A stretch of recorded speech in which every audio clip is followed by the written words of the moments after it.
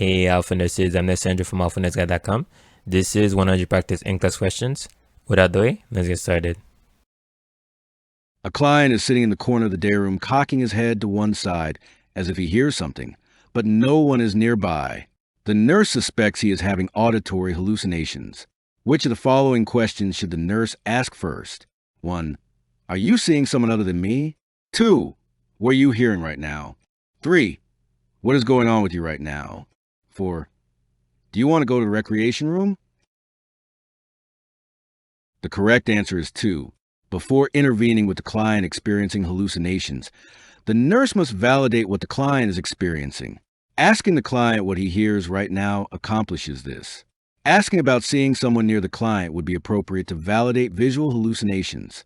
Asking the client about what is going on may be helpful. However, the question is too general to validate that the client is experiencing auditory hallucinations. Asking the client if he wants to go to the recreation room might be appropriate after the nurse has validated what the client is experiencing. The parents of a 20-year-old female client diagnosed with paranoid schizophrenia, admitted 4 days ago, are attending a family psychoeducation group in the hospital. Which of the following statements by the mother indicates that she understands her daughter's illness and management? 1. I know that I'll have to do everything for my daughter when she comes home. 2. Tasks as simple as getting out of bed and showering in the morning may be difficult for her. 3. I know that visits from her friends at home should be discouraged for a while. 4. She won't experience a relapse as long as she takes her prescribed medication. The correct answer is 2. Clients with paranoid schizophrenia experience alterations in thought resulting in introspection, confusion, and distraction from external reality. Simple tasks that require concentration and effort, including activities involving self-care, may be difficult for the client, especially during the acute phase of the illness. However, the mother should not need to do everything for her daughter. Rather, the mother should encourage the daughter to do things for herself with guidance. Visits from friends should be discussed with the client, and the client should be encouraged to visit with friends to minimize the risk of social isolation. Although relapse typically occurs with medication noncompliance, vulnerability to stress, a low threshold for stress, the number of stresses, and the client's lack of adaptive coping behaviors contribute to relapse. Following a cesarean birth for abruptio placentae, a multigravida client tells a nurse, I feel like such a failure. None of my other childbirths were like this. The nurse's response to the client is based on the understanding of which of the following? 1. The client will most likely have postpartum blues. 2. Maternal-infant bonding is likely to be difficult. 3. The client's feeling of grief is a normal reaction. 4. This type of birth was necessary to save the client's life. The correct answer is 3. Feelings of loss, grief, and guilt are normal after cesarean birth, particularly if it was not planned. The nurse should support the client, listen with empathy, and allow the client time to grieve. The likelihood of the client experiencing postpartum blues is not known, and no evidence is presented. Although maternal-infant bonding may be delayed owing to neonatal complications or maternal pain and subsequent medications, it should not be difficult.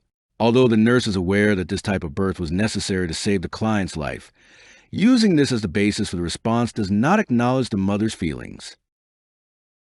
An obese 36-year-old multigravida client at 12 weeks gestation has a history of chronic hypertension. She was treated with methyl-dopa before becoming pregnant.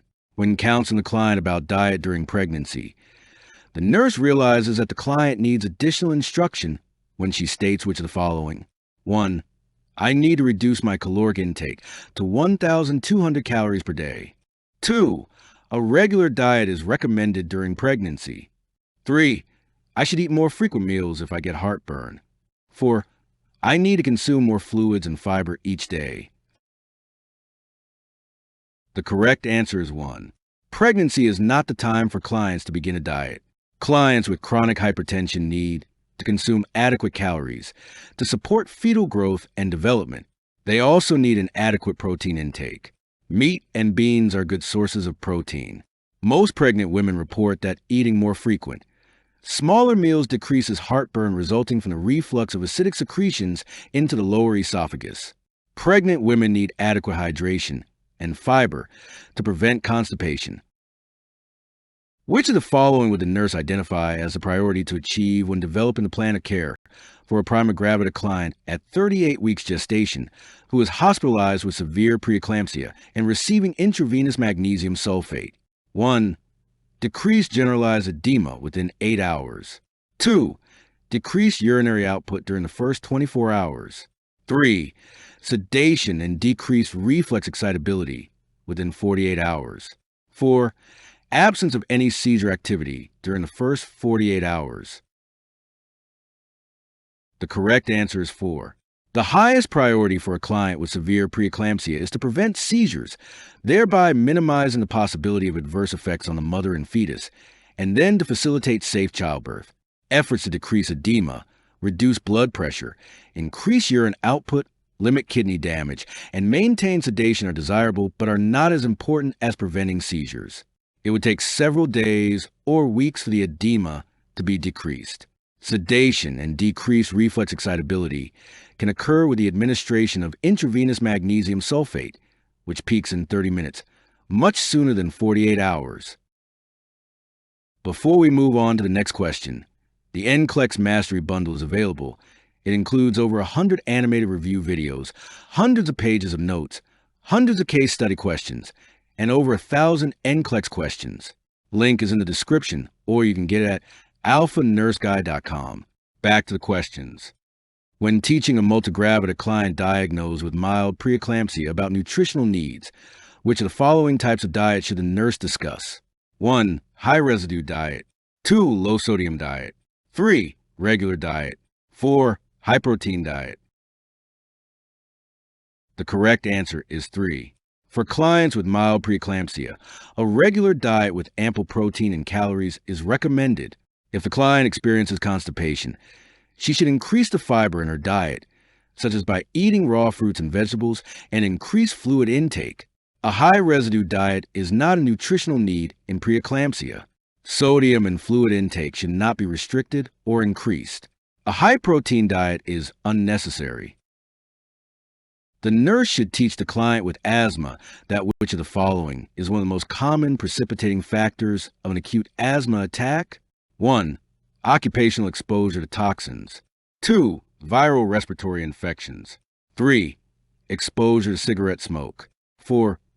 Exercising in cold temperatures. The correct answer is 2. The most common precipitator of asthma attacks is viral respiratory infection. Clients with asthma should avoid people who have the flu or a cold and should get yearly flu vaccinations. Environmental exposure to toxins or heavy particulate matter can trigger asthma attacks. However, far fewer asthmatics are exposed to such toxins than are exposed to viruses. Cigarette smoke can also trigger asthma attacks, but to a lesser extent than viral respiratory infections. Some asthmatic attacks are triggered by exercising in cold weather. For a client who excretes excessive amounts of calcium during the postoperative period after open heart surgery, which of the following measures should the nurse institute to help prevent complications associated with excessive calcium excretion? 1. Ensure a liberal fluid intake. 2. Provide an alkaline ash diet. 3. Prevent constipation. 4. Enrich the client's diet with dairy products. The correct answer is 1.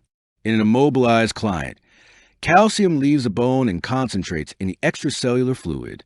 When a large amount of calcium passes through the kidneys, calcium can precipitate and form calculi. Nursing interventions that help prevent calculi include ensuring a liberal fluid intake, unless contraindicated. A diet rich in acid should be provided to keep the urine acidic, which increases the solubility of calcium. Preventing constipation is not associated with excessive calcium excretion.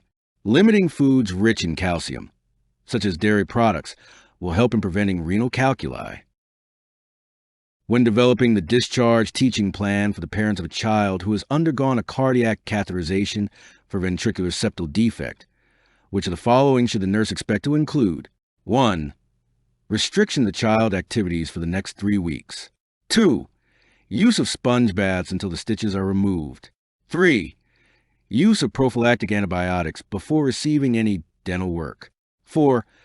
Maintenance of a pressure dressing until return visit with a primary healthcare provider. The correct answer is 3.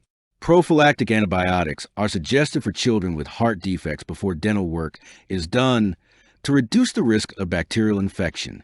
Typically, activities are not restricted after cardiac catheterization. A percutaneous approach is used to insert the catheter, so stitches are not necessary. Showering or bathing is allowed as usual. The pressure dressing will be removed before the child is discharged. Which of the following is an expected outcome of pursed lip breathing for clients with emphysema? 1. To promote oxygen intake. 2. To strengthen the diaphragm. 3. To strengthen the intercostal muscles. 4. To promote carbon dioxide elimination. The correct answer is 4. Pursed lip breathing prolongs exhalation and prevents air trapping in the alveoli, thereby promoting carbon dioxide elimination. By prolonging exhalation and helping the client relax, pursed lip breathing helps the client learn to control the rate and depth of respiration. Pursed lip breathing does not promote the intake of oxygen, strengthen the diaphragm, or strengthen intercostal muscles. Furosemide is administered intravenously to a client with heart failure. How soon after administration should the nurse begin to see evidence of the drug's desired effect? 1. 5 to 10 minutes. 2. 30 to 60 minutes. 3. 2 to 4 hours. 4. 6 to 8 hours. The correct answer is 1. After intravenous injection of furosemide, diuresis normally begins in about 5 minutes and reaches its peak within about 30 minutes. Medication effects last 2 to 4 hours. When furosemide is given intramuscularly or orally, drug action begins more slowly and lasts longer than when it is given intravenously.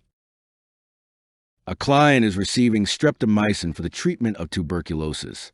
The nurse should assess the client for 8th cranial nerve damage by observing the client for 1. Vertigo. 2. Facial paralysis. 3. Impaired vision. 4. Difficulty swallowing. The correct answer is 1. The 8th cranial nerve is a vestibulocochlear nerve, which is responsible for hearing and equilibrium. Streptomycin can damage this nerve by ototoxicity.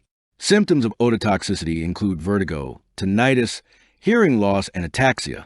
Facial paralysis would result from damage to the facial nerve. Impaired vision would result from damage to the optic, oculomotor, or the trochlear nerves. Difficulty swallowing would result from damage to the glossopharyngeal or the vagus nerve. A client is being successfully treated with clozapine. Which of the following statements by the client reflects a need for further teaching about managing the drug's adverse effects? 1. If I eat too many fruits, I'll get constipated. 2. I need to take the medicine with food to avoid nausea. 3. I have to get up slowly so I don't get dizzy. 4. Sometimes I have to push myself because I'm sleepy. The correct answer is 1. Clozapine is the one atypical antipsychotic associated with severe anticholinergic adverse effects, such as constipation. Consuming fruits would not be the cause of the client's constipation. The client should take clozapine with food to avoid nausea. Getting up slowly indicates that the client understands that postural hypotension may occur with clozapine. The statement about sleepiness indicates that the client understands that sedation may occur with this drug. When developing the plan of care for a client who is staying in his room because he perceives that staff want to harm him, which of the following outcomes of care planning is most realistic? 1. Within 2 days, the client will complete activities of daily living. 2. Within 3 days, the client will participate in recreation with other clients. 3. Within 4 days, the client will demonstrate an absence of verbal aggression. 4. Within 5 days, the client will seek out staff to talk about feelings. The correct answer is 4. The client is exhibiting suspiciousness of and a lack of trust in the staff, not aggression. Seeking out staff indicates the development of trust and decreased suspiciousness. Although completing activities of daily living and participating in recreation with other clients are important, the major problem presented is related to the client's isolation and perception of being harmed, not, for example, showering, hygiene, or other clients. A client who is neatly dressed and clutching a leather briefcase tightly in his arms scans the adult inpatient unit on his arrival at the hospital and backs away from the window. The client requests that the nurse move away from the window. The nurse recognizes that doing as the client requested is contraindicated for which of the following reasons? 1. The action will make the client feel that the nurse is humoring him. 2. The action indicates nonverbal agreement with the client's false ideas. 3. The client will then think that he will have his way when he wishes. 4. The nurse will be demonstrating a lack of composure over the situation. The correct answer is 2. The nurse's nonverbal behavior, moving away from the window as the client requests, indicates agreement with the client's false ideas. The client's behavior is likely to be reinforced if the nurse takes steps to agree with the false ideas the client holds. Before we move on to the next question, the NCLEX Mastery Bundle is available. It includes over 100 animated review videos, hundreds of pages of notes, hundreds of case study questions, and over 1,000 NCLEX questions. Link is in the description, or you can get it at alphanurseguide.com. Back to the questions. The nurse is caring for a 22-year-old G2, P2 client who has disseminated intravascular coagulation after delivering a dead fetus. Which finding is the highest priority to report to the healthcare provider? 1. Activated partial thromboplastin time of 30 seconds. 2. Hemoglobin of 11.5 grams per deciliter. 3. Urinary output of 25 milliliters in the past hour. 4. Platelets at 149,000. The correct answer is 3.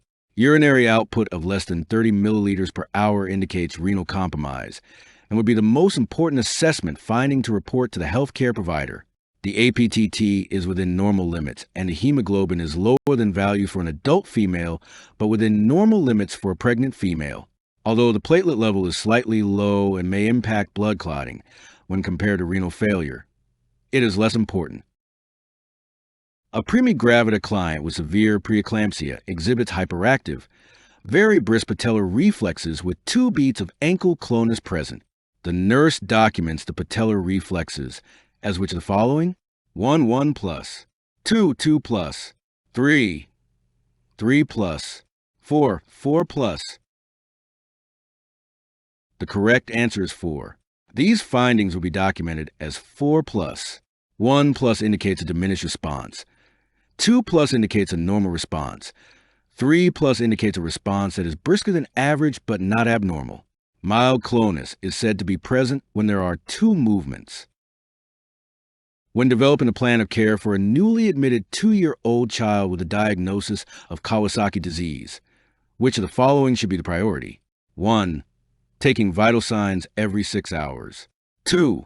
Monitoring intake and output every hour. 3. Minimizing skin discomfort. 4. Providing passive range of motion exercises. The correct answer is 2. Cardiac status must be monitored carefully in the initial phase of KD because the child is at high risk for congestive heart failure.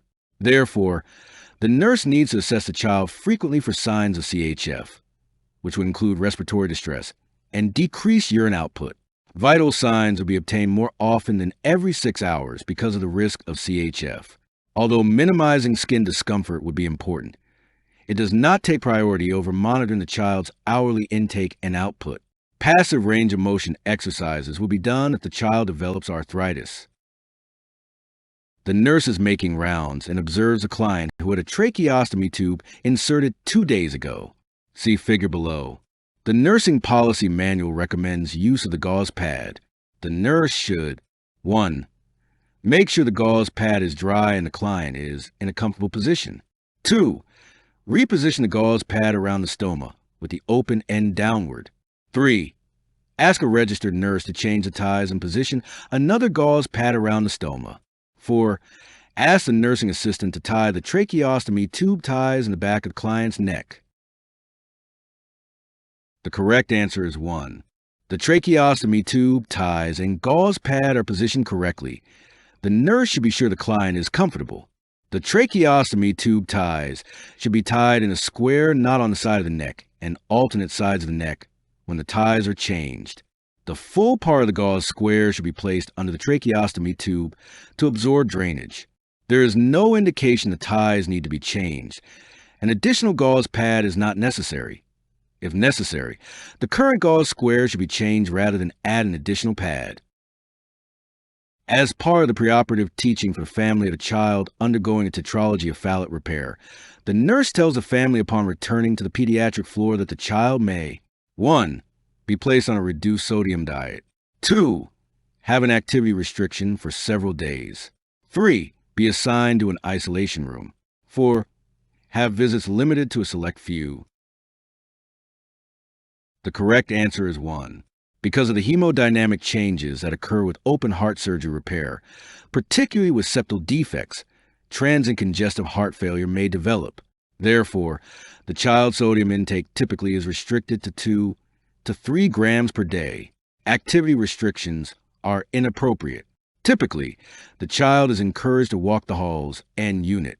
Risk for infection after the repair is the same as any postoperative client. Therefore, isolation is not necessary. The child may be placed in a room with other children who are not contagious. Visitors are not restricted unless the pediatric unit has restrictive visiting policies. A client uses a metered dose inhaler to aid in management of asthma, which action indicates to the nurse that the client needs further instruction regarding its use. Select all that apply. 1. Activation of the MDI is not coordinated with inspiration. 2. The client inspires rapidly when using the MDI. 3. The client holds his breath for 3 seconds after inhaling with the MDI. 4. The client shakes the MDI after use. 5. The client performs puffs in rapid succession. The correct answers are 1, 2, 3, 4, and 5. Utilization of an MDI requires coordination between activation and inspiration. Deep breaths to ensure that medication is distributed into the lungs, holding the breath for 10 seconds or as long as possible to disperse the medication into the lungs, shaking up the medication in the MDI before use, and a sufficient amount of time between puffs to provide an adequate amount of inhalation medication. An elderly client with diabetes who has been maintained on metformin glucophage has been scheduled for a cardiac catheterization. The nurse should verify that the physician has written a prescription to 1. Limit the amount of protein in the diet prior to the cardiac cath. 2. Withhold the glucophage prior to the cardiac catheterization. 3. Administer the glucophage with only a sip of water prior to the cardiac catheterization. 4. Give the glucophage before breakfast. The correct answer is 2. The nurse should verify that the physician has requested to withhold the glucophage prior to any procedure requiring dye, such as a cardiac catheterization, due to increased risk of lactic acidosis. Additionally, the drug will usually be withheld for up to 48 hours following a procedure involving dye, while it clears the client's system. The physician may prescribe sliding scale insulin during this time if needed. Regardless of how or when the medication is administered, the medication should be withheld. The amount of protein in the client's diet prior to the cardiac catheterization has no correlation with the medication or the test. A client has a positive reaction to the MAN2 test. The nurse interprets this reaction to mean that the client has 1. Active tuberculosis. 2. Had contact with Mycobacterium tuberculosis. 3. Developed resistance to tubercle bacilli. 4. Develop passive immunity to tuberculosis. The correct answer is 2. A positive MAN2 skin test indicates that the client has been exposed to tubercle bacilli. Exposure does not necessarily mean that active disease exists. A positive MAN2 test does not mean that the client has developed resistance. Unless involved in treatment, the client may still develop active disease at any time. Immunity to tuberculosis is not possible. A client has been perceiving her roommate's stuffed animal as her own dog at home.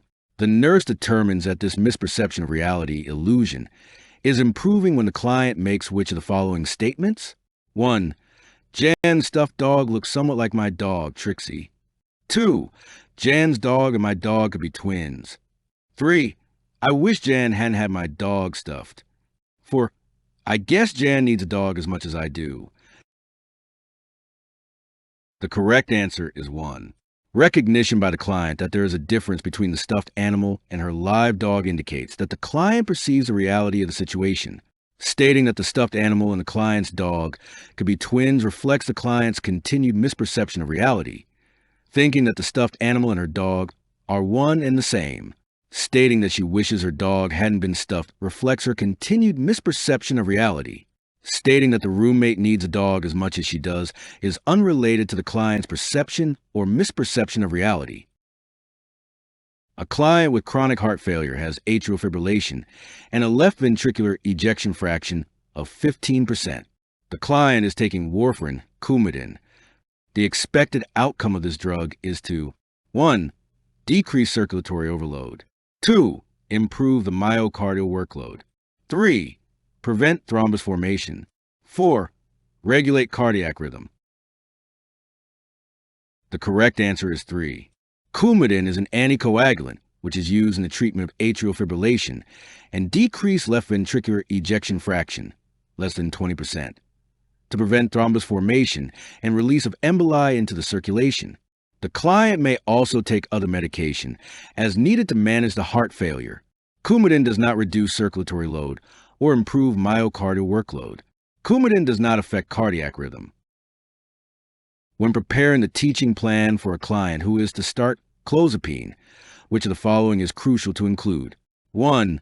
Description of akathisia and drug-induced Parkinsonism. 2. Measures to relieve episodes of diarrhea. 3. The importance of reporting insomnia. 4. An emphasis on the need for weekly blood tests. The correct answer is 4. Clozapine is associated with agranulocytosis. Therefore, the nurse must instruct the client about the need for weekly blood tests to monitor for this adverse effect. Akathisia and drug-induced Parkinsonism are associated with high-potency antipsychotics. These effects are not common with this atypical antipsychotic agent. Constipation and sedation may occur with this drug. A client is receiving haloperidol decanoate. He has stiff muscles, restlessness, and internal jumpiness. The client has all the following medications prescribed as needed. Which one would be most appropriate for the nurse to administer to decrease the client's symptoms? 1. Lorazepam. 2. Benztropine mesylate. 3. Trazodone. 4. Olanzapine. The correct answer is 2. The reported symptoms are signs of extrapyramidal side effects. The medication of choice is benztropine, an anti-Parkinson medicine. Lorazepam is an anti-anxiety agent. Trazodone is an antidepressant used to enhance sleep. Olanzapine is an antipsychotic medication that could aggravate the extrapyramidal side effects. The primary health care provider prescribes whole blood replacement for a multigravida client with abruptio placenti. Before administering the intravenous blood product, the nurse should first 1. Validate client information and the blood product with another nurse. 2. Check the vital signs before transfusing over 5 to 6 hours. 3. Ask the client if she has ever had any allergies. 4. Administer 100 milliliters of 5% dextrose solution intravenously. The correct answer is 1. When administering blood replacement therapy, extreme caution is needed before administering any blood product. The nurse should validate the client information and the blood product with another nurse to prevent administration of the wrong blood transfusion. Although baseline vital signs are necessary, she should initiate the infusion of blood slowly for the first 10 to 15 minutes. Then, if there is no evidence of a reaction, she should adjust the rate of infusion to ensure that the blood product is infused over 2 to 4 hours. The nurse can ask the client if she has ever had a reaction to a blood product, but a general question about allergies may not elicit the most complete response about any reactions to blood product administration. Blood transfusions are typically given with intravenous normal saline solution, not dextrose solutions. The nurse is reviewing the chart of a multigravida client at 39 weeks gestation with suspected HELP syndrome. The nurse should notify the healthcare provider about which of the following test results? 1. Platelets 200,000. 2. lactate dehydrogenase greater than 200 units per liter. 3. Uric acid 3 milligrams per deciliter. 4. Aspartate aminotransferase 15 units per liter. The correct answer is 2. The normal value of LDH in a non-pregnant person is 45 to 90 units per liter. LDH elevations indicate tissue destruction that can occur with HELLP syndrome. This platelet range is in the normal range and remains unchanged during pregnancy. Uric acid in a non-pregnant woman is 2 to 6.6 milligrams per deciliter. AST normal range is 4 to 20 units per liter. A client at 28 weeks gestation presents to the emergency department with a splitting headache. What actions are indicated by the nurse at this time? Select all that apply. 1. Reassure the client that headaches are a normal part of pregnancy. 2. Assess the client for vision changes or epigastric pain. 3. Obtain a non-stress test. 4. Assess the client's reflexes and presence of clonus. 5. Determine if the client has a documented ultrasound for this pregnancy. The correct answers are 2, 3, and 4. Headaches could be a sign of preeclampsia/eclampsia in pregnancy. The client should be assessed for headache, vision changes, epigastric pain, hyperreflexes, and the presence of clonus. Her fetus should be assessed using a non-stress test. An ultrasound done in this pregnancy does not give information to assess the presence of preeclampsia/eclampsia. Before we move on to the next question, the NCLEX Mastery Bundle is available. It includes over 100 animated review videos, hundreds of pages of notes, hundreds of case study questions, and over 1,000 NCLEX questions. Link is in the description, or you can get it at alphanurseguide.com. Back to the questions. Which of the following outcomes indicates that the activity restriction necessary for a 7-year-old child with rheumatic fever during the acute phase has been effective? 1. Joints demonstrate absence of permanent injury. 2.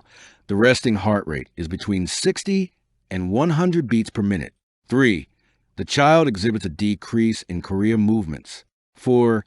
The subcutaneous nodules over the joints are no longer palpable. The correct answer is 2. During the acute phase of rheumatic fever, the heart is inflamed and every effort is made to reduce the work of the heart. Bed rest with limited activity is necessary to prevent heart failure. Therefore, the most reliable indicator that activity restriction has been effective is a resting heart rate between 60 and 100 beats per minute, normal for a 7-year-old child. No permanent damage to the joints occurs with rheumatic fever. The chorea movements associated with rheumatic fever are self-limited and usually disappear in 1 to 3 months. They are unrelated to activity restrictions. Subcutaneous nodules that occur over joint surfaces also resolve over time with no treatment. Therefore, they are not appropriate for evaluating the effectiveness of activity restrictions. A client who has had a total laryngectomy appears withdrawn and depressed. The client keeps the curtain drawn, refuses visitors, and indicates a desire to be left alone. Which nursing intervention would most likely be therapeutic for the client? 1. Discussing behavior with the spouse to determine the cause. 2. Exploring future plans. 3. Respecting the need for privacy. 4. Encouraging expression of feelings nonverbally and in writing. The correct answer is 4. The client has undergone body changes and permanent loss of verbal communication. He may feel isolated and insecure. The nurse can encourage him to express his feelings and use this information to develop an appropriate plan of care. Discussing the client behavior with his wife may not reveal his feelings. Exploring future plans is not appropriate at this time because more information about the client's behavior is needed before proceeding to this level. The nurse can respect the client's need for privacy while also encouraging him to express his feelings. When assessing a child after heart surgery to correct tetralogy of Fallot, which of the following should alert the nurse to suspect a low cardiac output? 1. Bounding pulses and mottled skin. 2. Altered level of consciousness and thready pulse. 3. Capillary refill of 2 seconds and blood pressure of 96/67. 4. Extremities warm to the touch and pale skin. The correct answer is 2. With a low cardiac output and subsequent poor tissue perfusion, signs and symptoms would include pale, cool extremities, cyanosis, weak, thready pulses, delayed capillary refill, and decrease in level of consciousness. A client with chronic obstructive pulmonary disease is experiencing dyspnea and has a low PaO2 level. The nurse plans to administer oxygen as prescribed. Which of the following statements is true concerning oxygen administration to a client with COPD? 1. High oxygen concentrations will cause coughing and dyspnea. 2. High oxygen concentrations may inhibit the hypoxic stimulus to breathe. 3. Increased oxygen use will cause the client to become dependent on the oxygen. 4. Administration of oxygen is contraindicated in clients who are using bronchodilators. The correct answer is 2. Clients who have a long history of COPD may retain carbon dioxide. Gradually, the body adjusts to the higher CO2 concentration, and the high levels of CO2 no longer stimulate the respiratory center. The major respiratory stimulant then becomes hypoxemia. Administration of high concentrations of oxygen eliminates this respiratory stimulus and leads to hypoventilation. Oxygen can be drying if it is not humidified, but it does not cause coughing and dyspnea. Increased oxygen use will not create an oxygen dependency. Clients should receive oxygen as needed. Oxygen is not contraindicated with the use of bronchodilators. When assessing an older adult, the nurse finds the apical impulse below the fifth intercostal space. The nurse should further assess the client for 1. Left atrial enlargement. 2. Left ventricular enlargement. 3. Right atrial enlargement.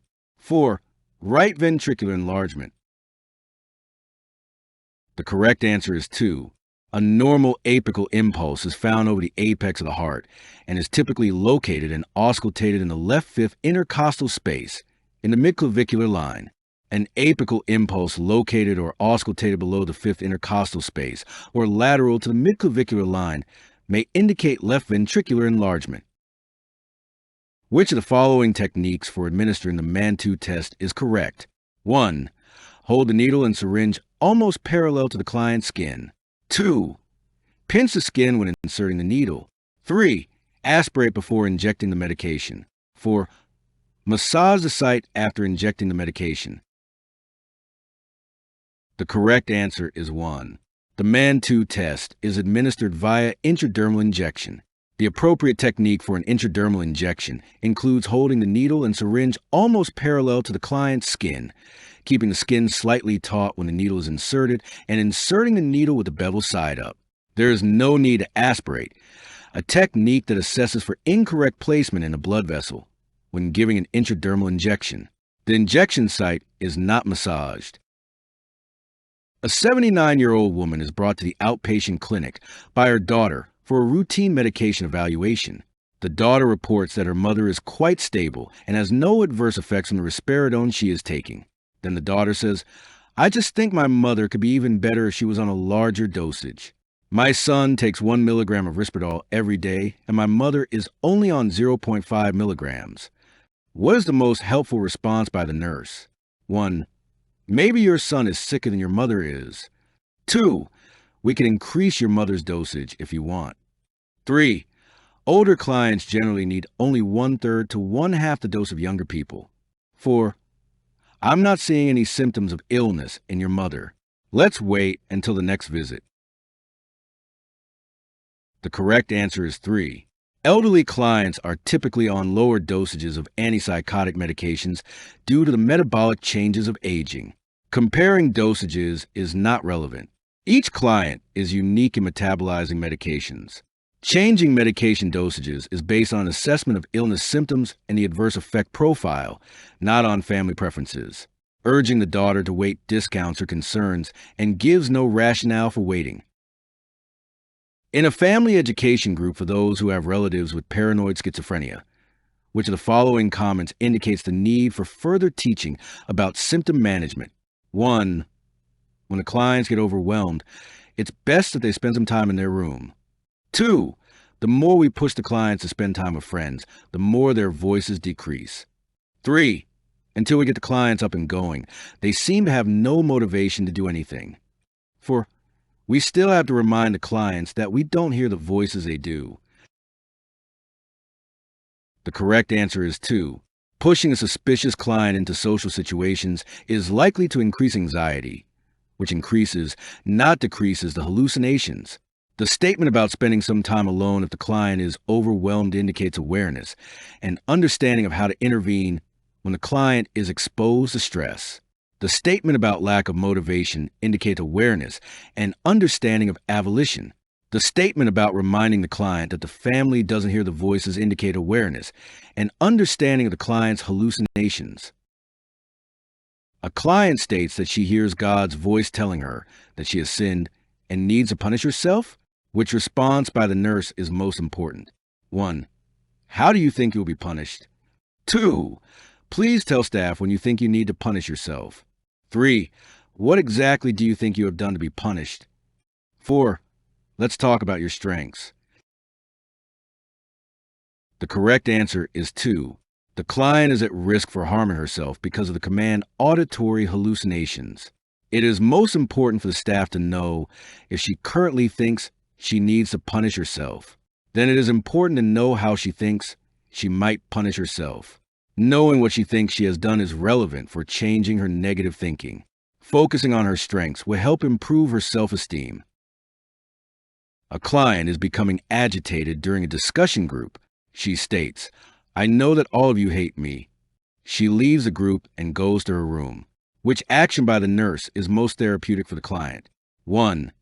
After group, ask the client to talk to the nurse about her concerns. 2. Ask the client to return to group and share her feelings. 3. Explain to group members about the client's problems. 4. Ask the group members to apologize to the client individually. The correct answer is 1. It is appropriate to talk alone with this client about her feelings.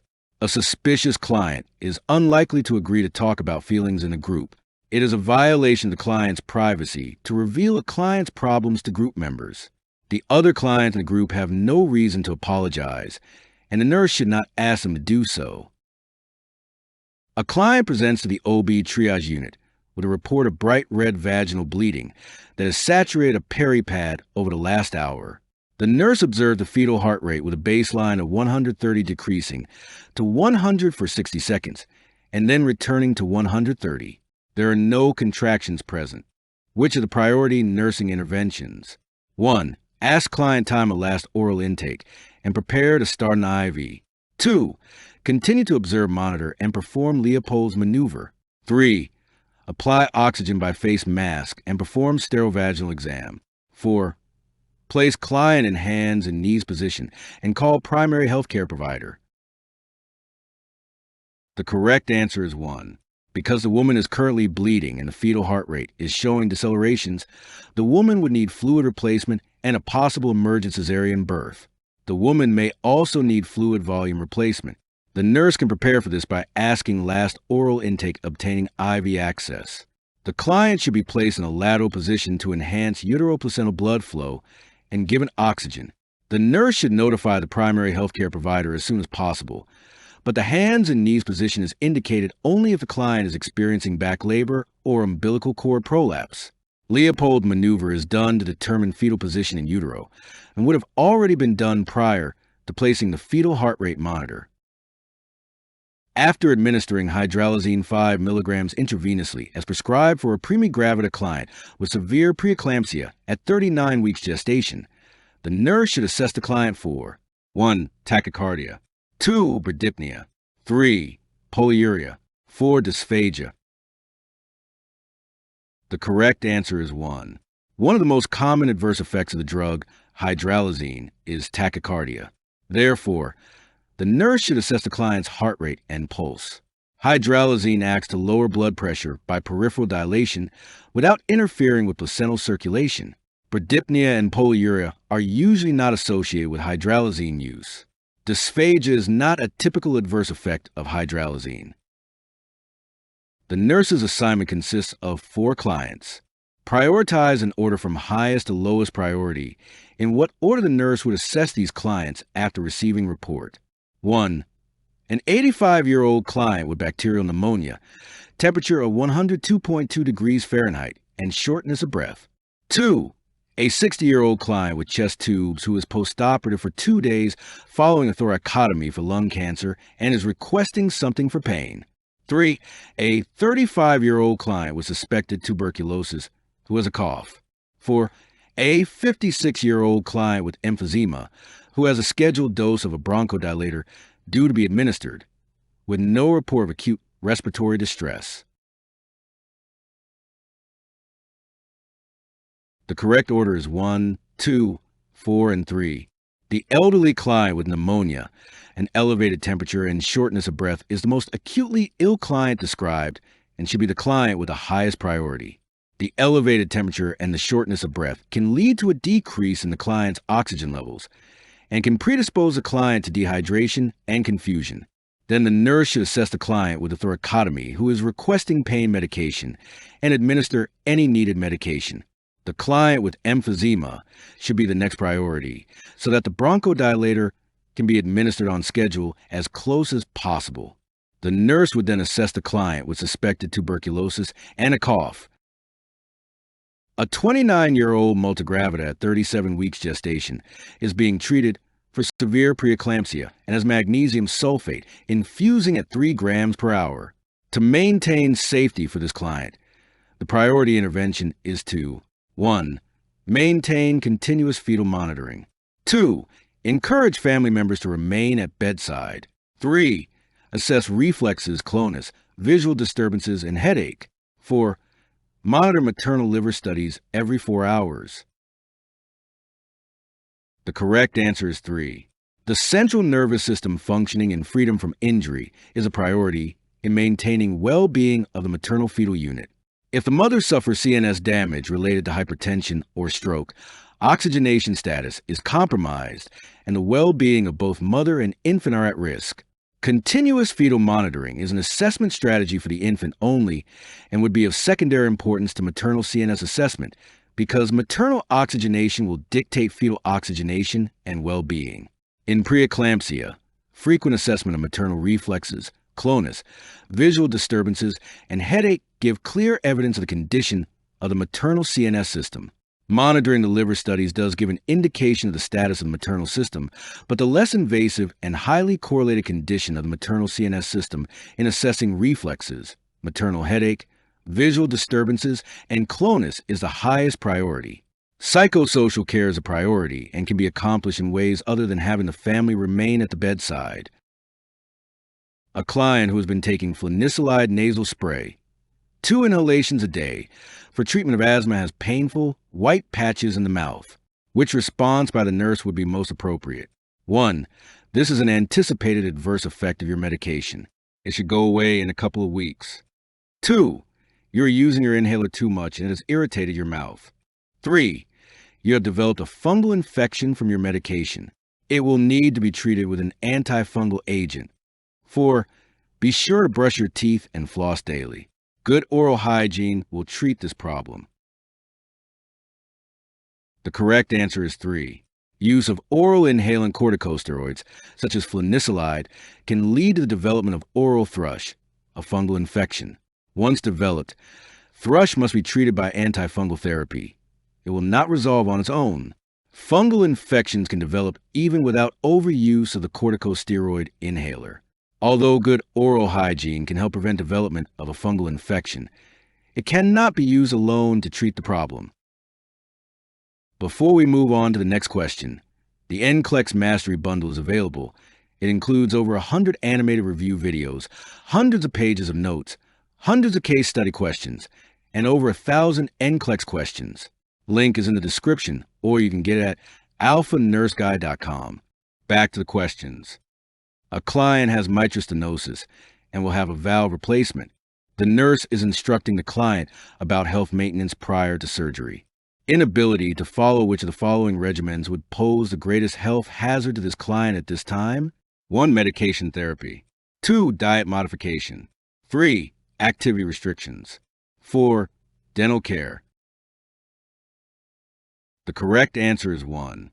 Preoperatively, anticoagulants may be prescribed for client with advanced valvular heart disease to prevent emboli. Postoperatively, all clients with mechanical valves and some clients with bioprosthesis are maintained indefinitely on anticoagulant therapy.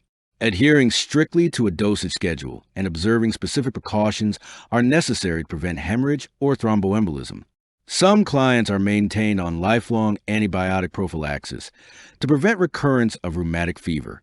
Episodic prophylaxis is required to prevent infective endocarditis after dental procedures or upper respiratory, gastrointestinal, or genitourinary tract surgery. Diet modification, activity restrictions, and dental care are important. However, they do not have as much significance postoperatively as medication therapy does. The nurse is providing follow-up care to a client with tuberculosis who does not regularly take the prescribed medication. Which nursing action would be most appropriate for this client? 1.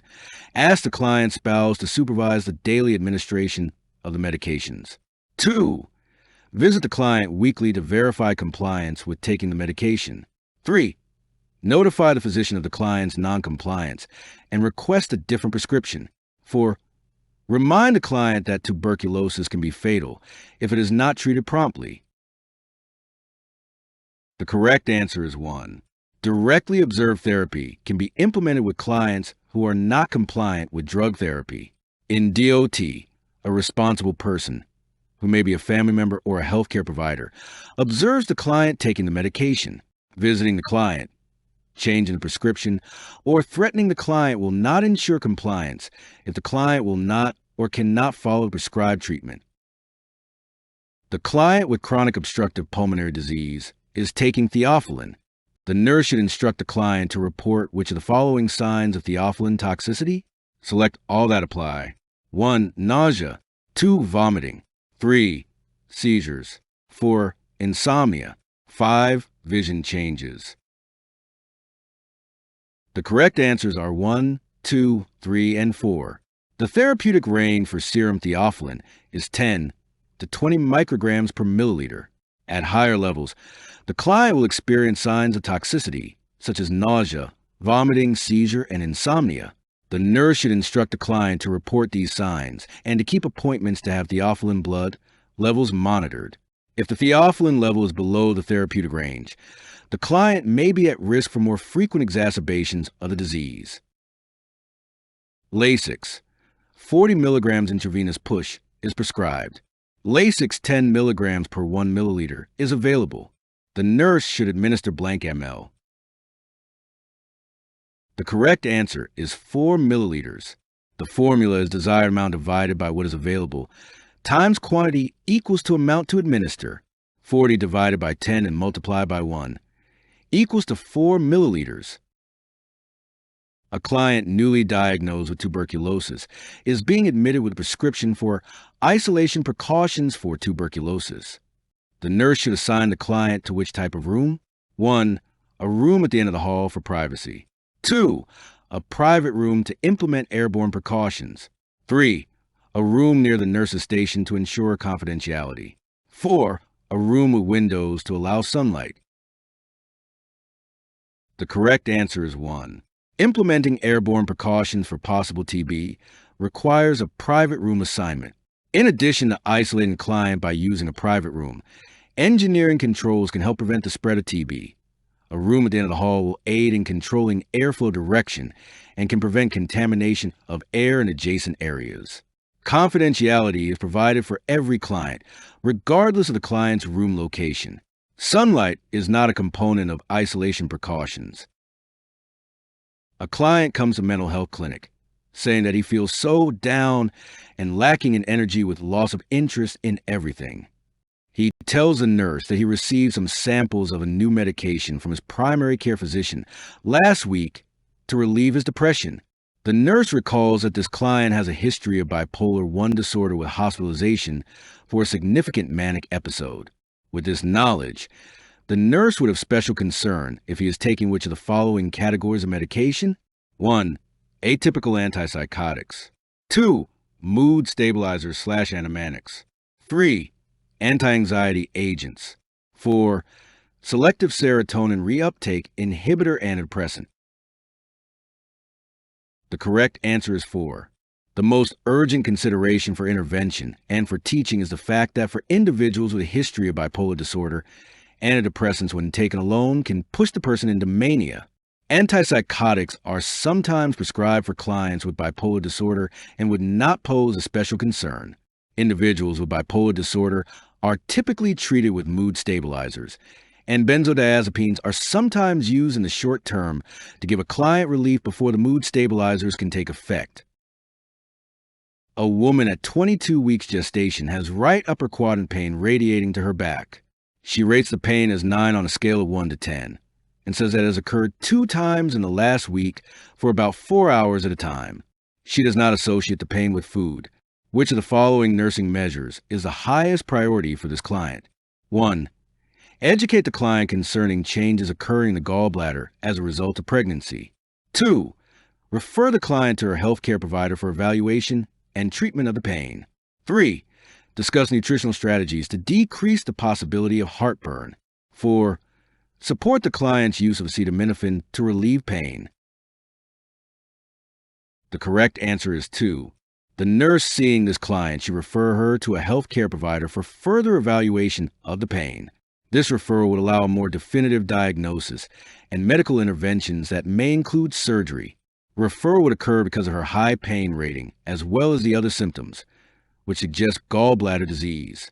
During pregnancy, the gallbladder is under the influence of progesterone, which is a smooth muscle relaxant. Because bile does not move through the system as quickly during pregnancy, bile stasis and gallstone formation can occur. Although education should be a continuous strategy, with pain at this level, a brief explanation is most appropriate. Major emphasis should be placed on determining the cause and treating the pain. It is not appropriate for the nurse to diagnose pain at this level as heartburn. Discussing nutritional strategies to prevent heartburn are appropriate during pregnancy, but not in this situation. Tylenol is an acceptable medication to take during pregnancy, but should not be used on a regular basis, as it can mask other problems. A toddler is scheduled to have tympanostomy tubes inserted. When approaching the toddler for the first time, which of the following should the nurse do? 1. Talk to the mother first so that the toddler can get used to the new person. 2. Hold the toddler so that the toddler becomes more comfortable. 3. Walk over and pick the toddler up right away so that the mother can relax. 4. Pick up the toddler and take the child to play area so that the mother can rest. The correct answer is 1. Toddlers should be approached slowly because they are wary of strangers and need time to get used to someone they do not know. The best approach is to ignore them initially and to focus on talking to the parents. The child will likely resist being held by a stranger, so the nurse should not pick up or hold the child until the child indicates a readiness to be approached or the mother indicates that it is okay. Which of the following mental status changes may occur when a client with pneumonia is first experiencing hypoxia? 1. Coma. 2. Apathy. 3. Irritability. 4. Depression. The correct answer is 3. Clients who are experiencing hypoxia characteristically exhibit irritability, restlessness, or anxiety as initial mental status changes.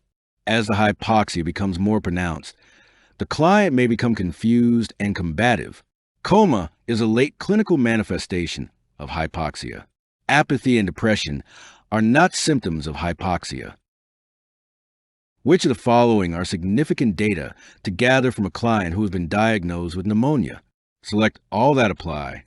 1. Quality of breath sounds. 2. Presence of bowel sounds. 3. Occurrence of chest pain. 4. Amount of peripheral edema. 5. Colored nail beds. The correct answers are 1, 3, and 5. A respiratory assessment, which includes auscultating breath sounds and assessing the color of the nail beds, is a priority for clients with pneumonia. Assessing for the presence of chest pain is also an important respiratory assessment, as chest pain can interfere with the client's ability to breathe deeply. Auscultating bowel sounds and assessing for peripheral edema may be appropriate assessments, but these are not priority assessments for client with pneumonia.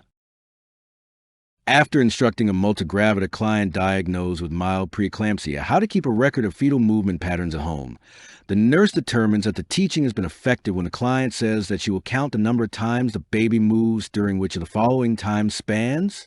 1. 30-minute period 3 times a day. 2. 45-minute period after lunch each day. 3. 1-hour period each day. 4. 12-hour period each week. The correct answer is 3. Numerous methods have been proposed to record the maternal perceptions of fetal movement, or kick counts. A commonly used method is the Cardiff count to 10 method. The client begins counting fetal movements at a specified time and notes the time when the 10th movement is felt.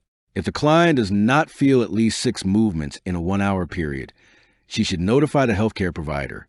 The fetus typically moves an average of 1 to 2 times every 10 minutes, or 10 to 12 times per hour. A 30 or 45-minute period is not enough time to evaluate fetal movement accurately. The client should monitor fetal movements more frequently than 1 time per week. 1 hour of monitoring each day is adequate. Which of the following health promotion activities should the nurse include in the discharge teaching plan for a client with asthma? 1. Incorporate physical exercise as tolerated into the daily routine. 2. Monitor peak flow numbers after meals and at bedtime. 3. Eliminate stressors in the work and home environment. 4. Use sedatives to ensure uninterrupted sleep at night. The correct answer is 1. Physical exercise is beneficial and should be incorporated as tolerated into the client's schedule. Peak flow numbers should be monitored daily, usually in the morning. Peak flow does not need to be monitored after each meal. Stressors in the client's life should be modified but cannot be totally eliminated, although adequate sleep is important. It is not recommended that sedatives be routinely taken to induce sleep. The most effective measure the nurse can use to prevent wound infection when changing a client's dressing after coronary artery bypass surgery is to 1. Observe careful hand washing procedures. 2. Clean the incisional area with an antiseptic. 3. Use pre-packaged sterile dressings to cover the incision. 4. Place soil dressings in a waterproof bag before disposing of them. The correct answer is 1.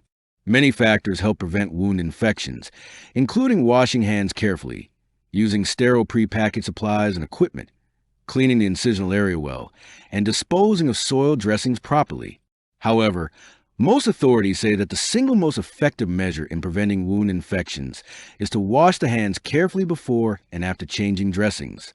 Careful hand washing is also important in reducing other infections often acquired in hospitals, such as urinary tract and respiratory tract infections. When teaching the parents of a child with ventricular septal defect who is scheduled for a cardiac catheterization, the nurse explains that this procedure involves the use of which of the following? 1. Ultra-high frequency sound waves. 2. Catheter placed in the right femoral vein. 3. Cut-down procedure to place a catheter. 4. General anesthesia. The correct answer is 2. In children, cardiac catheterization usually involves a right-sided approach because septal defects permit entry into the left side of the heart. The catheter is usually inserted into the femoral vein through a percutaneous puncture. Echocardiography involves the use of ultra-high frequency sound waves. A cut-down procedure is rarely used. The catheterization is usually performed under local, not general, anesthesia with sedation. When instructing clients on how to decrease the risk of chronic obstructive pulmonary disease, the nurse should emphasize which of the following? 1. Participate regularly in aerobic exercises. 2. Maintain a high-protein diet. 3. Avoid exposure to people with known respiratory infections. 4. Abstain from cigarette smoking.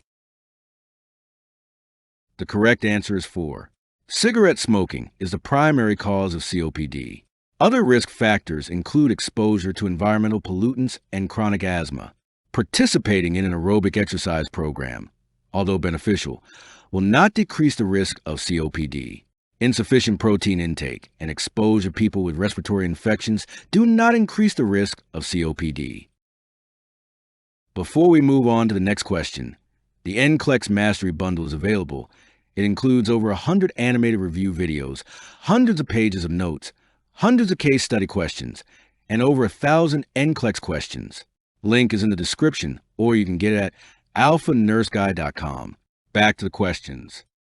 A client with heart failure is receiving digoxin intravenously. The nurse should determine the effectiveness of the drug by assessing which of the following: 1. Dilated coronary arteries. 2.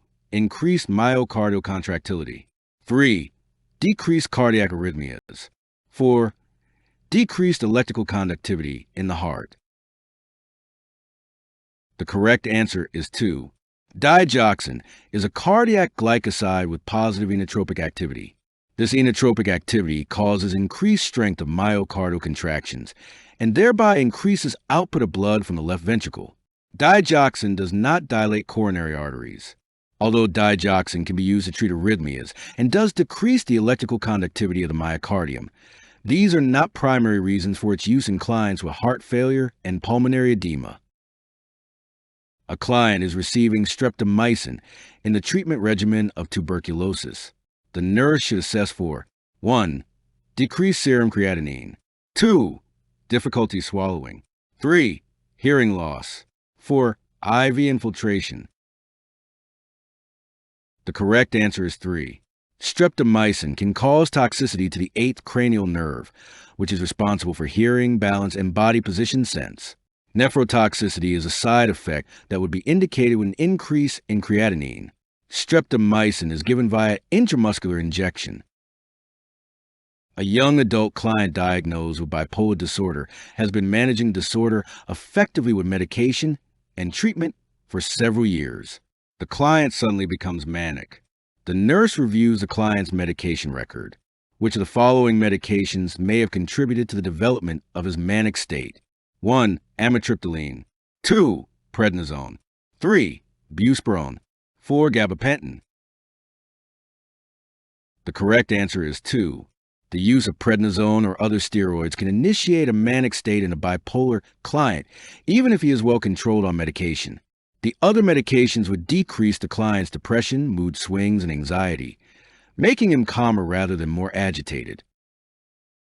When providing care to the client who has undergone a dilatation and curettage after a spontaneous abortion, the nurse administers hydroxyzine as prescribed.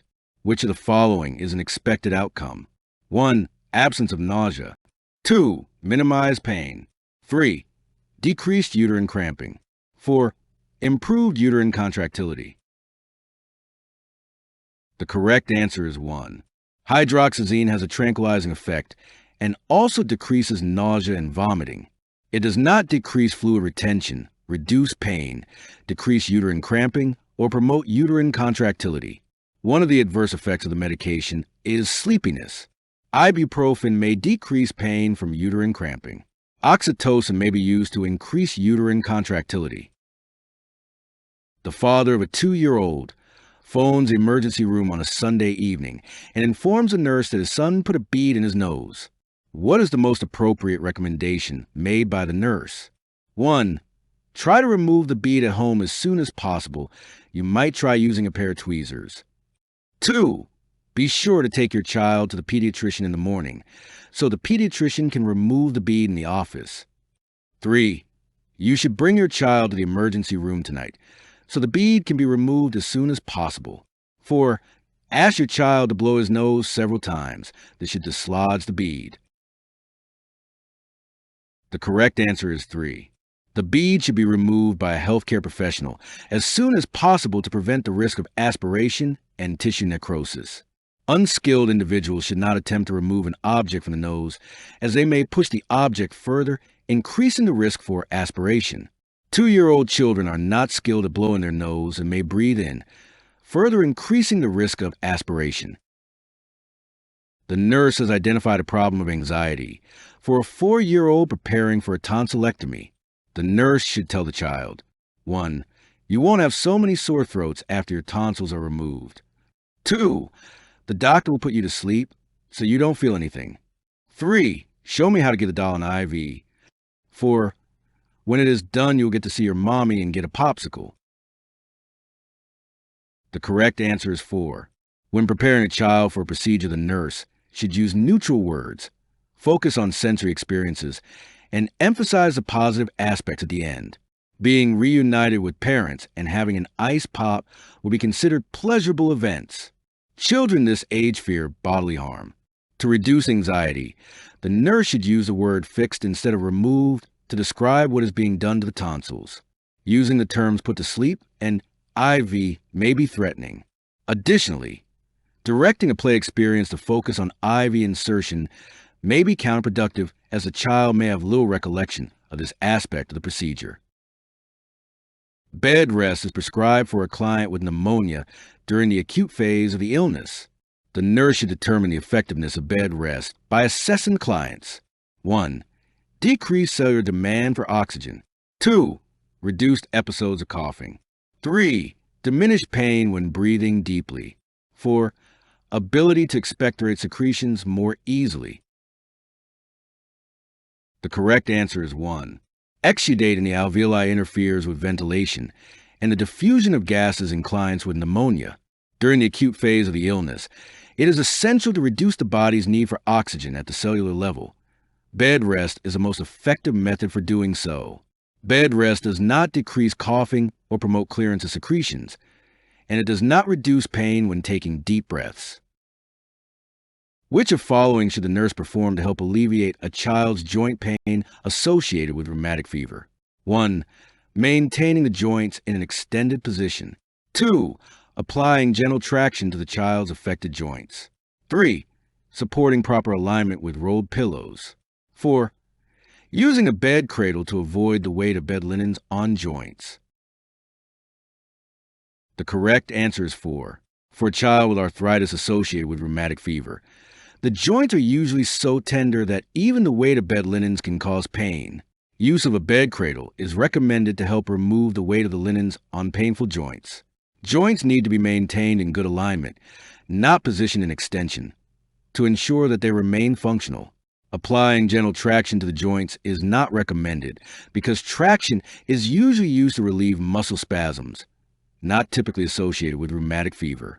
Supporting the body in good alignment and changing the client's position are recommended, but these measures are not likely to relieve pain. The client with a laryngectomy does not want his family to see him. He indicates that he thinks the opening in his throat is disgusting. The nurse should 1. Initiate teaching about the care of a stoma. 2. Explain that the stoma will not always look as it does now. 3. Inform the client of the benefits of family support at this time. 4. Explore why the client believes the stoma is disgusting. The correct answer is 4. Changes in body image are expected after laryngectomy, and the nurse should first explore what is upsetting the client the most at this time. Many clients are concerned about how their family members will respond to the physical changes that have occurred as a result of a laryngectomy, but discussing the importance of family support is not helpful. Instead, the nurse should allow the client to communicate any negative feelings or concerns that exist because of the surgery. The client's feelings are not related to a knowledge deficit, and therefore, it is too early to begin teaching about stoma care. It is also not helpful to offer reassurances about the change in appearance. The client will require time to adjust to the changed body image. A child has had open heart surgery to repair a tetralogy of Fallot with a patch. The nurse should instruct the parents to 1. Notify all healthcare providers before invasive procedures for the next 6 months. 2. Maintain adequate hydration of at least 10 glasses of water a day. 3. Provide for frequent rest periods and naps during the first 4 weeks. 4. Restrict the ingestion of bananas and citrus fruit. The correct answer is 1. Children who have undergone open heart surgery with a patch are at risk for infection, especially subacute bacterial endocarditis, SBE, for the first 6 months following surgery. The newest evidence-based guidelines suggest that once the patch has epithelialized, these precautions are no longer necessary. Therefore, parents are instructed about SBE precautions, including the need to notify providers before invasive procedures so antibiotics can be prescribed for that time period. Having the child drink a very large amount of water may lead to fluid overload. Children gear their rest schedule to their activities making it unnecessary to schedule frequent rest periods. Bananas and citrus fruit are high in potassium, but there is no evidence provided that the child has an elevated serum potassium requiring restriction. The nurse is planning to teach a client with chronic obstructive pulmonary disease how to cough effectively. Which of the following instructions should be included? 1. Take a deep abdominal breath, bend forward, and cough 3 or 4 times on exhalation. 2. Lie flat on the back, splint the thorax, take 2 deep breaths, and cough. 3. Take several rapid, shallow breaths and then cough forcefully. 4. Assume a side-lying position, extend the arm over the head, and alternate deep breathing with coughing. The correct answer is 1. The goal of effective coughing is to conserve energy, facilitate removal of secretions, and minimize airway collapse. The client should assume a sitting position with feet on the floor if possible. The client should bend forward slightly and, using pursed lip breathing, exhale. After resuming an upright position, the client should use abdominal breathing to slowly and deeply inhale. After repeating this process 3 or 4 times, the client should take a deep abdominal breath, bend forward, and cough 3 or 4 times upon exhalation. Lying flat does not enhance lung expansion. Sitting upright promotes full expansion of thorax. Shallow breathing does not facilitate removal of secretions, and forceful coughing promotes collapse of airways. A side-lying position does not allow for adequate chest expansion to promote deep breathing. A client has returned from the cardiac catheterization laboratory after a balloon valvuloplasty for mitral stenosis. Which of the following requires immediate nursing action? 1. A low, grade 1 intensity mitral regurgitation murmur. 2. SpO2 is 94% on 2 liters of oxygen via nasal cannula. 3. The client has become more somnolent. 4. Urine output has decreased from 60 milliliters per hour to 40 milliliters over the last hour. The correct answer is 3. A complication of balloon valvuloplasty is emboli resulting in a stroke. The client's increased drowsiness should be evaluated. Some degree of mitral regurgitation is common after the procedure. The oxygen status and urine output should be monitored closely, but do not warrant concern. The nurse is teaching a client who has been diagnosed with tuberculosis how to avoid spreading the disease to family members. Which statement indicate that the client has understood the nurse's instructions? Select all that apply. 1. I will need to dispose of my old clothing when I return home. 2. I should always cover my mouth and nose when sneezing. 3. It is important that I isolate myself from family when possible. 4. I should use paper tissues to cough in and dispose of them promptly. 5. I can use regular plates and utensils whenever I eat. The correct answers are 2, 4, 5. When teaching the client how to avoid the transmission of tubercle bacilli, it is important for the client to understand that the organism is transmitted by droplet infection. Therefore, covering the mouth and nose when sneezing, using paper tissues to cough in with prompt disposal, and using regular plates and utensils indicate that the client has understood the nurse's instructions about preventing the spread of airborne droplets. It is not essential to discard clothing, nor does the client need to be isolated from family members. One of the important aspects of the client's rights is the right to treatment in the least restrictive environment. The nurse observes this principle when making which decisions? Select all that apply. 1. Referring a client to a group home or supervised apartment living. 2. Releasing client information to a primary care physician or a relative. 3. Placing a client in seclusion or restraints. 4. Respecting the client's right to accept or refuse treatment. 5. Placing a committed client in a daily outpatient group or a weekly self-help group. The correct answers are 1, 3, and 5.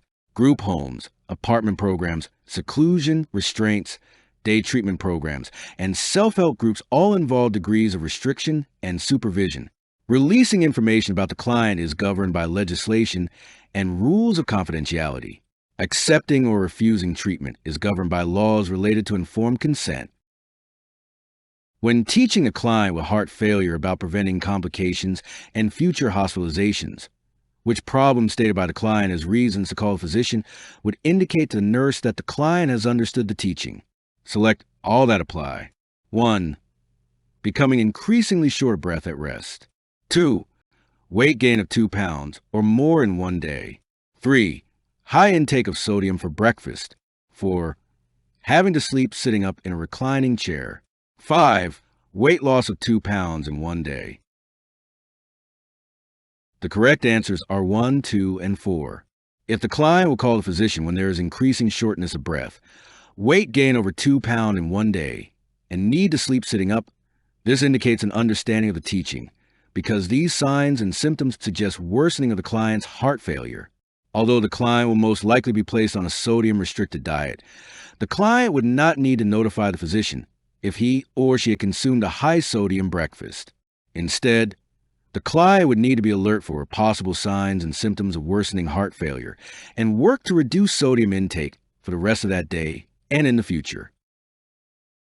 Before we move on to the next question, the NCLEX Mastery Bundle is available. It includes over 100 animated review videos, hundreds of pages of notes, hundreds of case study questions, and over 1,000 NCLEX questions. Link is in the description, or you can get it at alphanurseguide.com. Back to the questions. In a pre-discharge program to educate clients with bipolar disorder and their family members, the nurse emphasizes that the most significant indicators for the onset of relapse include which of the following symptoms? 1. A sense of pleasure and motivation for new endeavors. 2.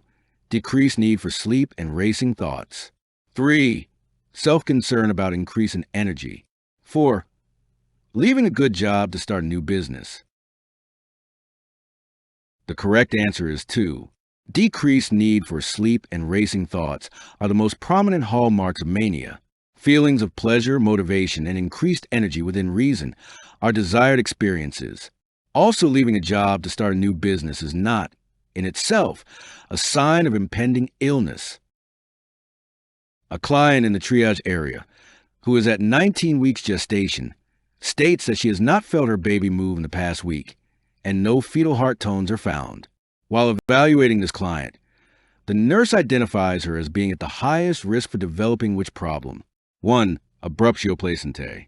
2. Placenta previa. 3. Disseminated intravascular coagulation. 4. Threatened abortion. The correct answer is 3.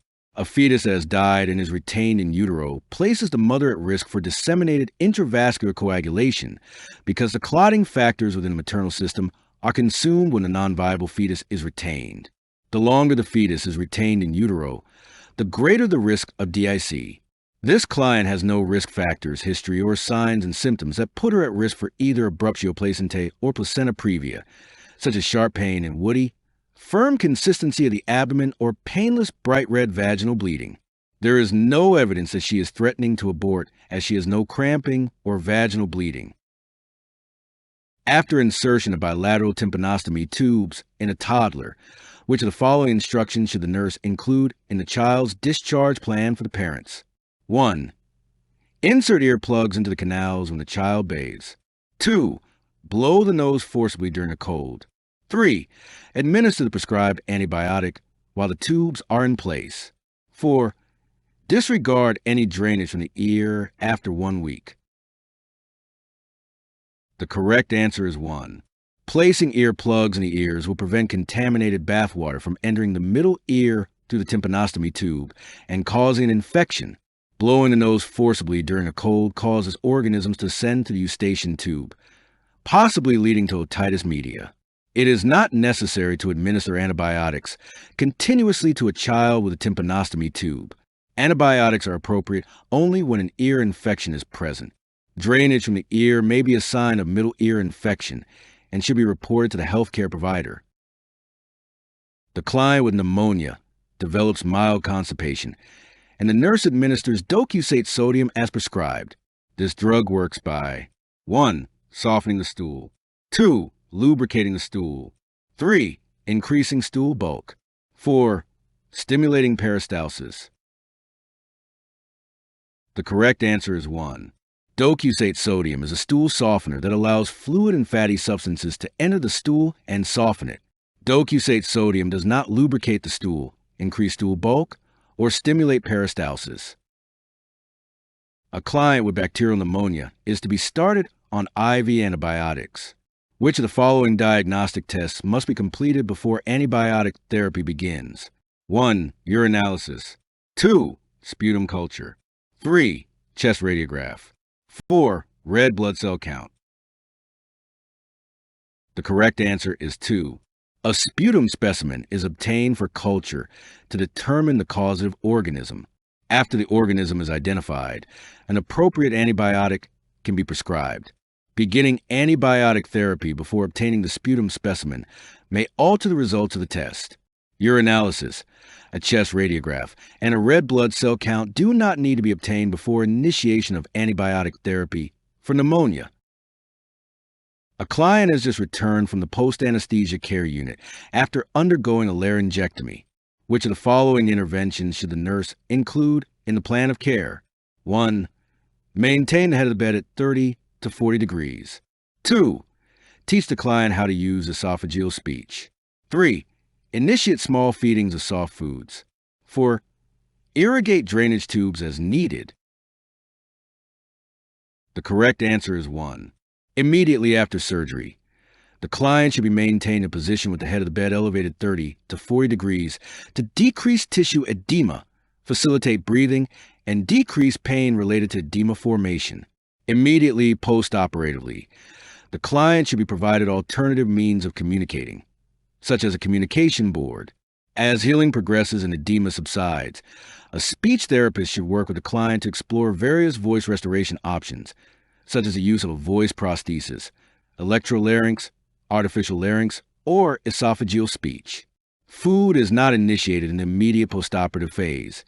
Enteral feedings are usually used to meet nutritional needs until edema subsides. Irrigation of the drainage tubes is an inappropriate action. A laboring client with preeclampsia is prescribed magnesium sulfate 2 grams per hour IV piggyback. The pharmacy sends the IV to the unit, labeled magnesium sulfate 20 grams per 500 milliliters normal saline. To deliver the correct dose, the nurse should set the pump to deliver how many milliliters per hour? Blank ml. The correct answer is 50 milliliters. You set up the formula as 500 milliliters over 20 grams multiply by x over 2 grams. You cross multiply and get 1,000 equals 20x. You divide 1,000 on both sides and you get x equals 50. A client with acute asthma is prescribed short-term corticosteroid therapy. Which is the expected outcome for the use of steroids in clients with asthma? 1. Promote bronchodilation. 2. Act as an expectorant. 3. Have an anti-inflammatory effect. 4. Prevent development of respiratory infections. The correct answer is 3. Corticosteroids have an anti-inflammatory effect and act to decrease edema in the bronchial airways and decrease mucus secretion. Corticosteroids do not have a bronchodilator effect, act as expectorants, or prevent respiratory infections. Which is the most important initial post-procedure nursing assessment for a client who has had a cardiac catheterization? 1. Monitor the laboratory values. 2. Observe neurologic function every 15 minutes. 3. Observe the puncture site for swelling and bleeding. 4. Monitor skin warmth and turgor. The correct answer is 3. Assessment of circulatory status, including observation of the puncture site, is of primary importance after a cardiac catheterization. Laboratory values and skin warmth and turgor are important to monitor, but are not the most important initial nursing assessment. Neurologic assessment every 15 minutes is not required. Clients who have had active tuberculosis are at risk for recurrence. Which of the following conditions increases that risk? 1. Cool and damp weather. 2. Active exercise and exertion. 3. Physical and emotional stress. 4. Rest and inactivity. The correct answer is 3. Tuberculosis can be controlled but never completely eradicated from the body. Periods of intense physical or emotional stress increase the likelihood of recurrence. Clients should be taught to recognize the signs and symptoms of a potential recurrence, whether and activity levels are not related to recurrences of tuberculosis. The nurse is instructing a client with chronic obstructive pulmonary disease how to do pursed lip breathing. In which order should the nurse explain the steps to the client? 1. Breathe in normally through your nose for 2 counts. 2. Relax your neck and shoulder muscles. 3. Pucker your lips as if you're going to whistle. 4. Breathe out slowly through pursed lips for 4 counts. The correct order is 2, 1, 3, and 4. The nurse should first instruct the client to relax the neck and the shoulders and then take several normal breaths. After taking a breath in, the client should pucker the lips and finally breathe out through pursed lips. Which of the following sets of conditions is an indication that a client with a history of left side heart failure is developing pulmonary edema? Select all that apply. 1. Distended jugular veins. 2. Dependent edema. 3. Anorexia. 4. Coarse crackles. 5. Tachycardia. The correct answers are 4 and 5. Signs of pulmonary edema are identical to those of acute heart failure. Signs and symptoms are generally apparent in the respiratory system and include coarse crackles, severe dyspnea, and tachypnea. Severe tachycardia occurs due to sympathetic stimulation in the presence of hypoxemia. Blood pressure may be decreased or elevated, depending on the severity of the edema. Jugular vein distension, dependent edema, and anorexia are symptoms of right-sided heart failure. The client with acute mania has been admitted to the inpatient unit voluntarily. The nurse approaches the client with medication to be taken orally as prescribed by the primary health care provider. The client states, "I don't need that stuff," which response by the nurse is best. 1. You can't refuse to take this medication. 2. If you don't take it orally, I'll give you a shot. 3. The medication will help you feel calmer. 4. I'll get you some written information about the medication. The correct answer is 3. The nurse should first attempt a collaborative approach to increasing adherence to prescribed medication regimen. Giving written medication information to a client with acute mania is poor nursing judgment, because a client with acute mania cannot benefit from written information as a result of impaired ability to focus and concentrate. On entering the room of a client who has undergone a dilatation and curettage for spontaneous abortion, the nurse finds the client crying. Which of the following comments by the nurse would be most appropriate? 1. Are you having a great deal of uterine pain? 2. Commonly spontaneous abortion means a defective embryo. 3. I'm truly sorry you lost your baby. 4. You should try to get pregnant again as soon as possible. The correct answer is 3. The death of a fetus at any time during pregnancy is a tragedy for most parents. After a spontaneous abortion, the client and family members can be expected to suffer from grief for several months or longer. When offering support, a simple statement such as, "I'm truly sorry you lost your baby," is most appropriate. Therapeutic communication techniques help the client and family understand the meaning of the loss, move less stressfully through the grief process, and share feelings. Asking the client whether she is experiencing a great deal of uterine pain is inappropriate because this is a yes or no question and doesn't allow the client to express her feelings.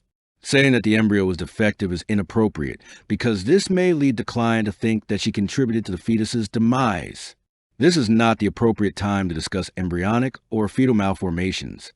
However, the nurse should explain to the client that this situation was not her fault.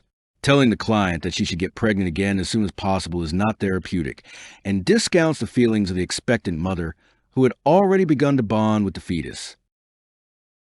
A multigravida client at 32 weeks gestation has experienced hemolytic disease of the newborn in a previous pregnancy. The nurse should prepare the client for frequent antibody titer evaluations obtained from which of the following? 1. Placental blood. 2. Amniotic fluid. 3. Fetal blood. 4. Maternal blood. The correct answer is 4. For the Rh-negative client who may be pregnant with an Rh-positive fetus, an indirect Coombs test measures antibodies in the maternal blood. Titers should be performed monthly during the first and second trimesters, and biweekly during the third trimester and the week before the due date. Before we move on to the next question, the NCLEX Mastery Bundle is available. It includes over 100 animated review videos, hundreds of pages of notes, hundreds of case study questions, and over 1,000 NCLEX questions. Link is in the description, or you can get it at alphanurseguy.com. Back to the questions. After a tonsillectomy and adenodectomy, which the following findings should alert the nurse to suspect early hemorrhage in a 5-year-old child. 1. Drooling of bright red secretions. 2. Pulse rate of 95 beats per minute. 3. Vomiting of 25 milliliters of dark brown emesis. 4. Blood pressure of 95/56. The correct answer is 1. After a tonsillectomy and adenodectomy, drooling bright red blood is considered an early sign of hemorrhage. Often, because of discomfort in the throat, children tend to avoid swallowing. Instead, they drool. Frequent swallowing would also be an indication of hemorrhage because the child attempts to clear the airway of blood by swallowing. Secretions may be slightly blood-tinged because of a small amount of oozing after surgery. However, bright red secretions indicate bleeding. A pulse rate of 95 beats per minute is within the normal range for a 5-year-old child, as is a blood pressure of 95/56. A small amount of blood that is partially digested and therefore dark brown is often present in postoperative emesis. The cyanosis that accompanies bacterial pneumonia is primarily caused by which of the following? 1. Decreased cardiac output. 2. Pleural effusion. 3. Inadequate peripheral circulation. 4. Decreased oxygenation of the blood. The correct answer is 4. A client with pneumonia has less lung surface available for the diffusion of gases because of the inflammatory pulmonary response that creates lung exudate and results in reduced oxygenation of the blood. The client becomes cyanotic because blood is not adequately oxygenated in the lungs before it enters the peripheral circulation. Decreased cardiac output may be a comorbid condition in some clients with pneumonia. However, it is not the cause of cyanosis. Pleural effusions are a potential complication of pneumonia, but are not the primary cause of decreased oxygenation. Inadequate peripheral circulation is also not the cause of the cyanosis that develops with bacterial pneumonia. When preparing the room for admission of a multigravida client at 36 weeks gestation diagnosed with severe preeclampsia, which of the following should the nurse obtain? 1. Oxytocin infusion solution. 2. Disposable tongue blades. 3. Portable ultrasound machine. 4. Padding for the side rails. The correct answer is 4. The client with severe preeclampsia may develop eclampsia, which is characterized by seizures. The client needs a darkened, quiet room and side rails with thick padding. This helps decrease the potential for injury should a seizure occur. Airways, suction machine, and oxygen also should be available. If the client is to undergo induction of labor, oxytocin infusion solution can be obtained at a later time. Tongue blades are not necessary. However, the emergency cart should be placed nearby in case the client experiences a seizure. The ultrasound machine may be used at a later point to provide information about the fetus. In many hospitals, the client with severe preeclampsia is admitted to the labor area, where she and the fetus can be closely monitored. The safety of the client and her fetus is the priority. The nurse is caring for a client who has asthma. The nurse should conduct a focus assessment to detect which of the following? 1. Increased forced expiratory volume. 2. Normal breath sounds. 3. Inspiratory and expiratory wheezing. 4. Morning headaches. The correct answer is 3. The hallmark signs of asthma are chest tightness, audible wheezing, and coughing. Inspiratory and expiratory wheezing is the result of bronchoconstriction. Even between exacerbations, there may be some soft wheezing, so a finding of normal breath sounds would be expected in the absence of asthma. The expected finding is decreased forced expiratory volume due to bronchial constriction. Morning headaches are found in more advanced cases of COPD signal nocturnal hypercapnia or hypoxemia. Before a client's discharge after mitral valve replacement surgery, the nurse should evaluate the client's understanding of post-surgery activity restrictions. Which of the following should the client not engage in until after the 1-month post-discharge appointment with the surgeon? 1. Showering. 2. Lifting anything heavier than 10 pounds. 3. A program of gradually progressive walking. 4. Light housework. The correct answer is 2. Most cardiac surgical clients have median sternotomy incisions, which take about 3 months to heal. Measures that promote healing include avoiding heavy lifting, performing muscle reconditioning exercises, and using caution when driving. Showering or bathing is allowed as long as the incision is well approximated with no open areas or drainage. Activities should be gradually resumed on discharge. 12 hours after cardiac surgery, the nurse is assessing a 3-year-old who weighs 15 kilograms. The nurse should notify the surgeon about which of the following clinical findings? 1. A urine output of 60 milliliters in 4 hours. 2. Strong peripheral pulses in all 4 extremities. 3. Fluctuations of fluid in the collection chamber of the chest drainage system. 4. Alterations in levels of consciousness. The correct answer is 4. Clinical signs of low cardiac output and poor tissue perfusion include pale, cool extremities, cyanosis or mottled skin, delayed capillary refill, weak, thready pulses, oliguria, and alterations in level of consciousness. An adequate urine output for a child over 1 year should be 1 milliliter per kilogram per hour. Therefore, 60 milliliters per 4 hours is satisfactory. Strong peripheral pulses indicate adequate cardiac output. Drainage from the chest tube should show fluctuation in the drainage compartment of the chest drainage system. The fluid level normally fluctuates as proof that the apparatus is airtight. On about the 3rd postoperative day, the fluctuation ceases, indicating the lungs have fully expanded. When teaching a client with chronic obstructive pulmonary disease to conserve energy, the nurse should teach the client to lift objects. 1. While inhaling through an open mouth. 2. While exhaling through pursed lips. 3. After exhaling but before inhaling. 4. While taking a deep breath and holding it. The correct answer is 2. Exhaling requires less energy than inhaling. Therefore, lifting while exhaling saves energy and reduces perceived dyspnea. Pursing the lips prolongs exhalation and provides the client with more control over breathing. Lifting after exhaling, but before inhaling, is similar to lifting with the breath held. This should not be recommended because it is similar to the Valsalva maneuver, which can stimulate cardiac arrhythmias. The nurse should assess the client for digoxin toxicity if serum levels indicate that the client has a 1. Low sodium level. 2. High glucose level. 3. High calcium level. 4. Low potassium level. The correct answer is 4. A low serum potassium level predisposes the client to digoxin toxicity. Because potassium inhibits cardiac excitability, a low serum potassium level would mean that the client will be prone to increased cardiac excitability. Sodium, glucose, and calcium levels do not affect digoxin or contribute to digoxin toxicity. What is the rationale that supports multi-drug treatment for clients with tuberculosis? 1. Multiple drugs potentiate the drug's actions. 2. Multiple drugs reduce undesirable drug adverse effects. 3. Multiple drugs allow reduced drug dosages to be given. 4. Multiple drugs reduce development of resistant strains of the bacteria.